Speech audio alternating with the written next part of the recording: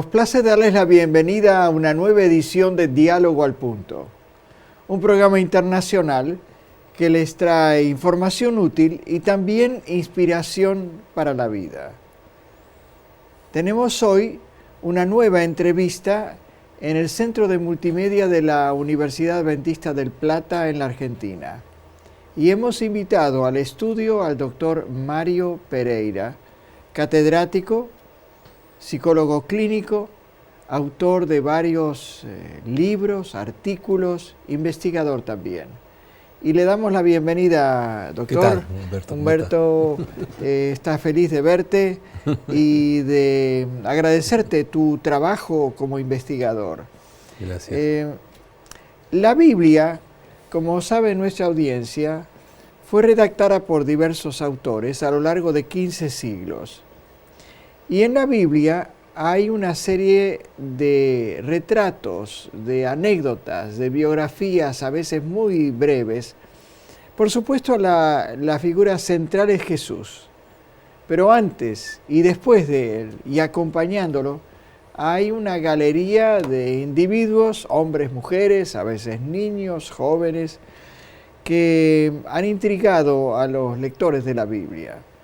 Y el doctor Pereira, Mario Pereira, ha estado publicando una serie de libros en los cuales analiza desde la perspectiva psicológica a estos personajes. Y mostramos aquí en la pantalla el primero de sus libros, Psicología de los personajes bíblicos, del año 2004, que creo ha tenido varias ediciones, ¿verdad? Sí, exacto.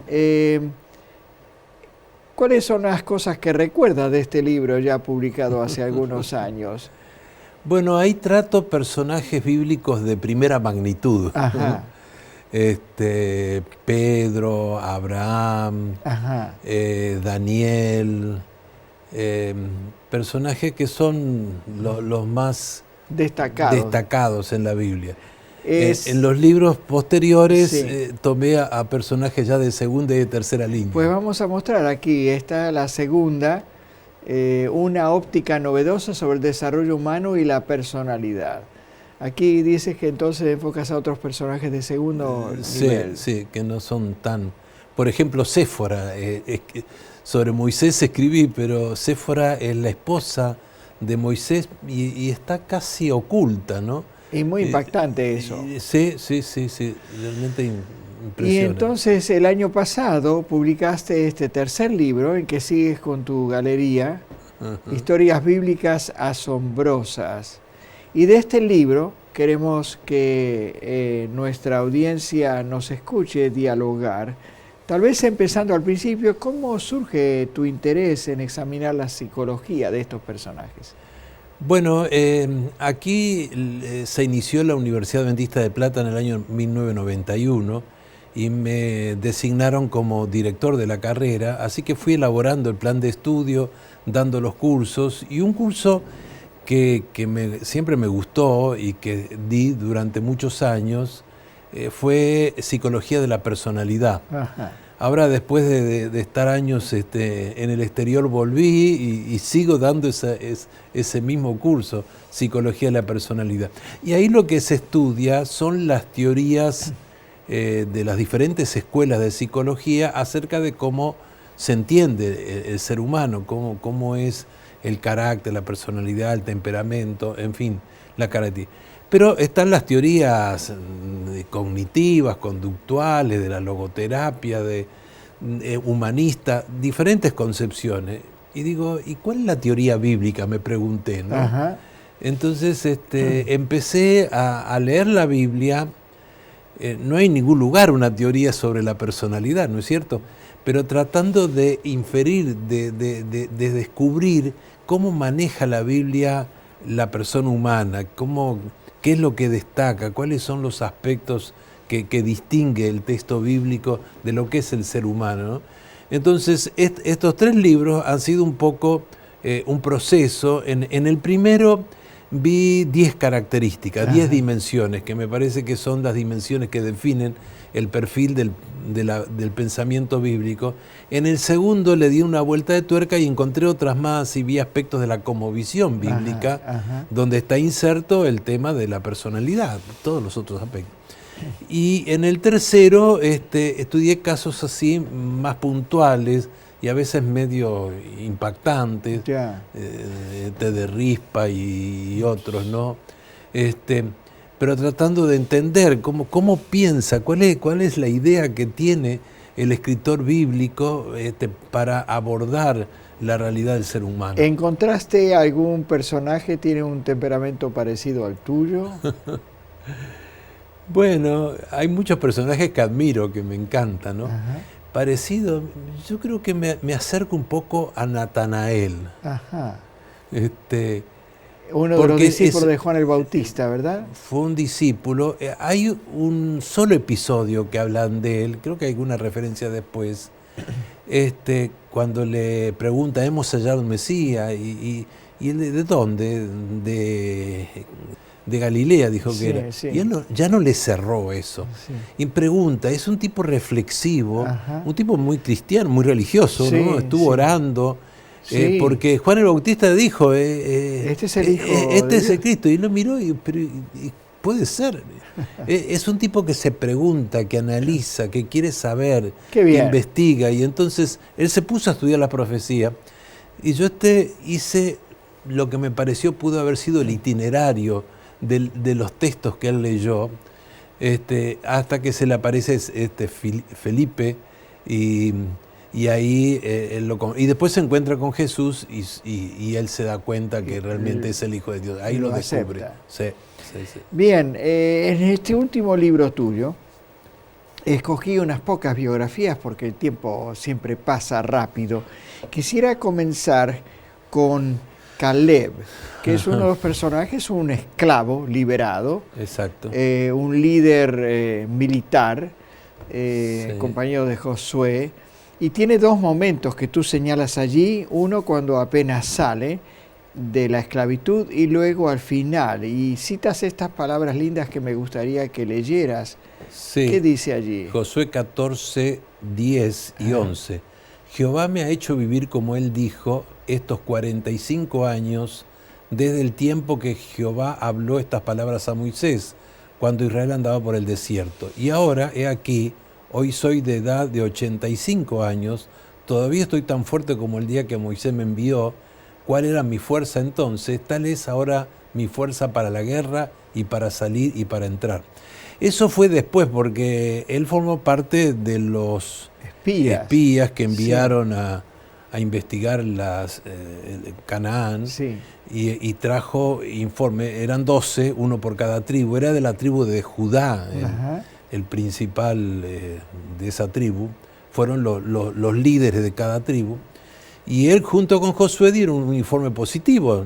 Vamos, ahora dijeron que sí, había gigantes, había que luchar, pero el hombre hasta usa una expresión, ¿no? Dice, pero son pan comido, nosotros podemos más que ellos, ¿no? Pero el pueblo se atemorizó cuando dijeron de gigante, los otros dijeron nos sentíamos como una langosta frente a ellos, y entonces rechazaron la entrada y tuvieron que estar 40 años en el desierto. Pobrecito, sí, se murieron todos esa generación, pero él quedó con vida y él reclama, porque dice que le habían dado. Él vio los lugares y le dijeron el Hebrón, que era, ¿no? Y él lo pidió. Y yo lo puedo conquistar, sí. ¿Cuál es la característica de Caleb que te llama la atención? Bueno, una característica del pensamiento bíblico acerca de la personalidad es el nombre. El nombre no es a usted pusieron Humberto, pero un nombre, a mí pusieron Mario, ¿no?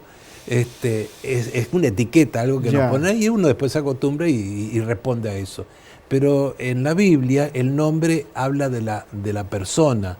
El nombre es una expresión de lo que es esa persona. Y Caleb significa impetuoso. Habla de un carácter fuerte, vigoroso, combativo, ¿no? no se va a minarar, no se va a achicar ante nada. Es un hombre un guerrero, como usted dijo. Ahora, era guerrero. ¿Cómo se manifiestan esas características hoy, en que la mayoría de nosotros cristianos no estamos metidos en guerra? Bueno, el coraje sería la valentía. La valentía. No es solo las guerras físicas, sino siempre estamos confrontando dificultades, problemas.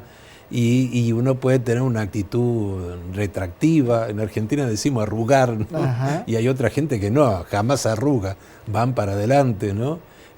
Caleb era uno de ellos. El cristiano no debe asustarse, no. Dios está con nosotros. Sí. Lindo mensaje. Sí, pasamos precioso. a otro que mencionas aquí, es una dama, es Ana. Ana. Sí, la otra era Penina y ellos dos eran las esposas de Elcana. Elcana, claro. Sí, porque era el marido con estas dos damas, ¿no? Y entre ellas había un conflicto. Sí. Así que estaba en una situación muy difícil.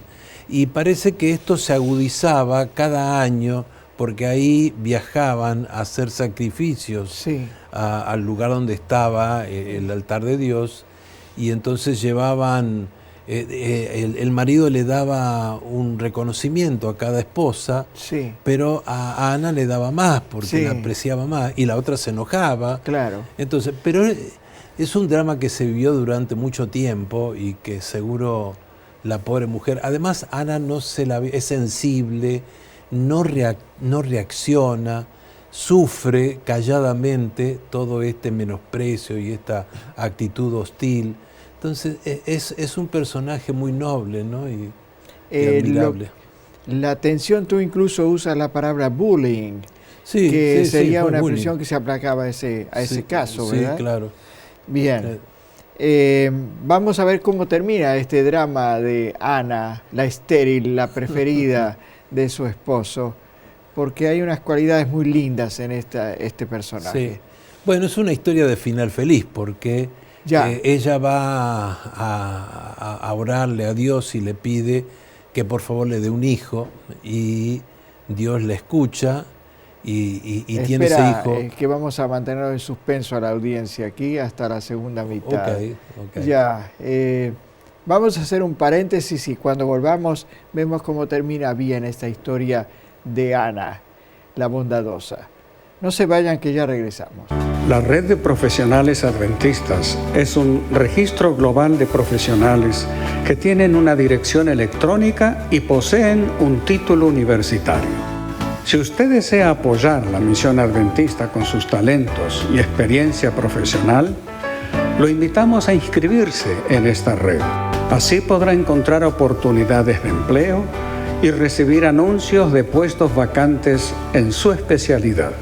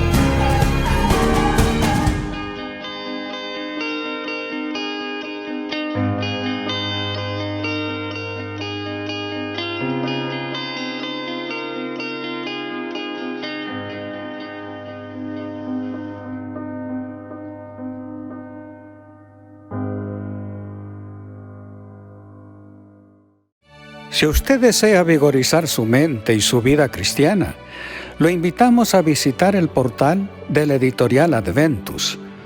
Allí encontrará un rico menú de libros de autores adventistas sobre diversos temas. Los puede adquirir desde cualquier parte del mundo con una tarjeta de crédito. Visite hoy nuestro catálogo electrónico adventus21.com. Gracias por seguir en sintonía con Diálogo al Punto. Estamos conversando con el doctor Mario Pereira, psicólogo clínico, autor de 3 libros sobre personajes bíblicos, y habíamos suspendido el relato en que Ana está pidiéndole al Señor que le dé un hijo, que era tan importante como nos explicas en ese tiempo. La historia de Ana aparece en 1 Samuel capítulos 1 y 2. Hablamos allí del conflicto triangular con una mujer que tenía hijos y la hostigaba. Llegan allí, sigue orando Ana. ¿Y cómo termina esta historia de la bondadosa Ana? Bondadosa o misericordiosa significa la palabra Ana, ¿no? Ah, sí, ¿eh? Sí, sí, sí. Y precisamente yo creo que es una característica de su personalidad.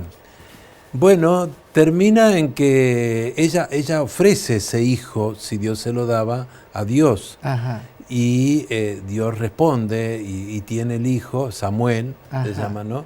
Y desde pequeño lo llevó allí al santuario de Dios y fue como la mano derecha de Elí, que era el sacerdote de Israel en ese momento. Después ella tiene otros hijos, Dios la recompensa con eso. Y ella expresa su gratitud a Dios a través de un poema tan precioso, de una calidad lírica y de una belleza literaria que de allí María aparecería en el Magnificat, creo que llama, ¿no? Sí. Se inspira, lo que habla de valores estéticos también, ¿no? Sí. De una capacidad literaria, era una mujer sensible y con gran agudeza. Y bueno, y después la historia es apoyando a Samuel y Samuel se convierte en un protagonista importante en el libro que lleva precisamente su nombre. Bien, entonces hacemos un salto y vamos a otro personaje que perfilas y analizas aquí, es Jonatán, el príncipe heredero del rey Saúl, el primer rey de Israel. Sí. ¿Qué aspecto de su biografía quieres destacar? Bueno, también está integrando el libro de Samuel. He hecho una lectura ahí, me hizo pensar, porque la problemática esta familiar de Ana está en la introducción del libro. Y está esta cuestión triangular. Y a lo largo del libro hay también otro conflicto que se da entre Saúl, que era el rey, y David, que Dios lo había designado como sucesor, y hay un conflicto como paralelo al de Ana con Penina, ¿no? Sí. Y también hay un mediador, un intermediario. Fue en algún momento Samuel y después ese rol lo cumple Jonatán, que Jonatán viene a ser como el Cana, ¿no? Porque apoya a la parte débil, a la parte sufriente de eso, ¿no? Así que como de alguna manera, haciendo esta lectura, Ana y David son como personajes equivalentes, haciendo una lectura estructural, ¿no? Y el Cana es como Jonatán, ¿no? El que tiene afecto, cariño por David. Evidentemente Jonatán se impresionó mucho cuando vio enfrentar David a Goliat. Correcto. Todo el ejército, nadie quería responder al desafío. Y sale este muchacho. Y este muchachito aparece medio ingenuo, cándido, ¿cómo se va a enfrentar? Y lo mata. Y lo mata. Y Jonatán quedó impactado. Nosotros que somos soldados, Jonatán era un soldado, era uno de los líderes del ejército de su padre Saúl, estaban en guerra con los filisteos. Y entonces hay un vínculo, se relaciona, una cuestión de amistad. Hay un pasaje aquí incluso que tú citas en tu libro, lo queremos mostrar. ¿Quieres leerlo? Hicieron pacto Jonatán y David porque él le amaba como a sí mismo. y Jonatán se quitó el manto que llevaba y se lo dio a David y otras ropas suyas, hasta su espada, su arco y su talabarte. Jonatán sabía que Dios había designado a David como el sucesor de su padre. No iba a ser él, aunque le correspondía por herencia, era el hijo del rey, y él aceptó la voluntad de Dios. ¡Qué nobleza! ¡Qué nobleza!, ¿no? Sí. Esa actitud. Y le da sus armas, que es como... Que era como entregarle su futuro. Su futuro, sí. Vas a ser tú, el que no soy yo, tú tenés que llevar esto, ¿no? Qué tú lindo. sos el sucesor, ¿no?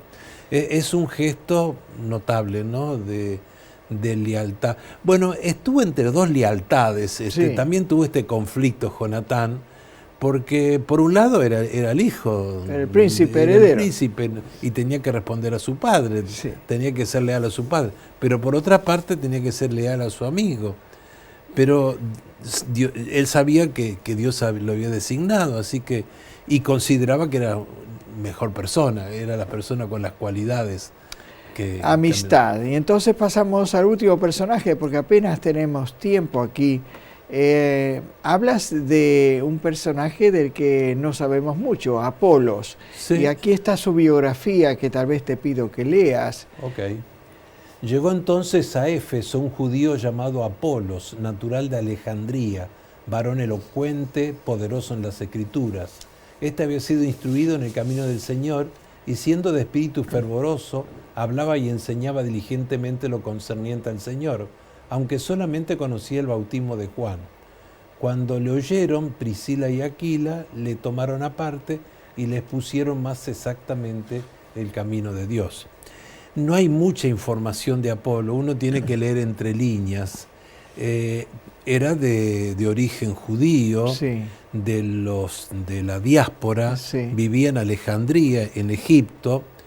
Evidentemente los padres se habían alejado de las enseñanzas bíblicas, le ponen un nombre griego, sí. un pagano, dios pagano, Apolo, que era el dios de la música y del arte, pero también era el dios de la guerra, y además era muy bonito según las imágenes, que muy bello, tenía un pelo largo, con bucles, y probablemente los padres querían que su hijo fuese alguien así, ¿no? Bueno, el hecho que tuvo la cultura griega y evidentemente él se debe haber interesado también por el conocimiento de las enseñanzas de la Biblia. Sí. Estuvo buscando hasta que encontró algún discípulo de Juan el Bautista y entendió este asunto del bautismo y empezó a predicar eso. Él no se adhirió a la religión griega, sino a la religión de sus orígenes. Sí. Así que tenía un nombre griego, pero él era judío, ¿no? Y se ve que era un hombre elocuente, muy poderoso, impactaba, impresionaba. Los griegos le daban mucha importancia a la retórica, a exponer, de modo que la oratoria era una de las disciplinas que más... Y él evidentemente se destacaba en eso. Así que se convirtió en un predicador y toda la gente lo impactaba, ¿no? Y enseñaba lo que sabía. Pero apareció este matrimonio cristiano, muy devoto, y vio que era un hombre accesible, buscador de la verdad. Entonces aparte le explicaron, mira, tú estás enseñando esto, pero... Estas otras enseñanzas, vino Jesús y predicó esto. El Mesías prometido ha llegado, de eso tienes que hablar. De eso, claro, es el que preparó el camino, pero el tema es este.